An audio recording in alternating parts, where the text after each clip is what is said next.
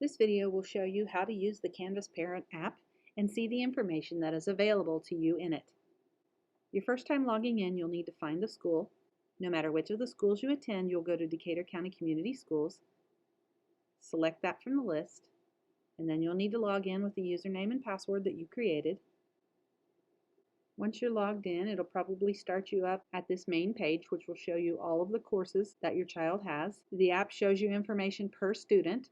So this shows me all of the information for this one student. If I want to change to another student that I'm observing, I can tap the little drop down arrow next to my student's name at the top, and it'll bring up a menu at the bottom. If I were observing more students, I would be able to scroll between the different students and choose the one that I want to see.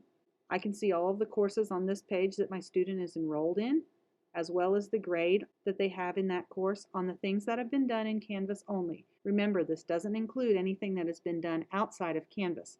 To see a true picture of your child's grade, you'll need to visit your Harmony 3 Family Access account. To see more information on a course, I just tap on that course and it will pull up all of the recent and upcoming assignments for that class. Down at the bottom, I can choose to see this course view, or I can tap on week and I can see recent and upcoming assignments for all the classes and not just the one class that I selected like earlier.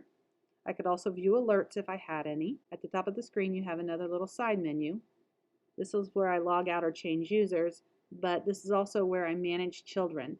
So if I go to manage children, I can choose one student at a time, and I can go in and set up any alerts that I might want to receive about the student's activity in Canvas. Overall, the Parent Canvas app just gives you an overview of your student's activity in Canvas. If you want to be able to see much more detailed information about your student's Canvas use, then try using Canvas through the browser. Thank you for watching and for being involved in your child's education.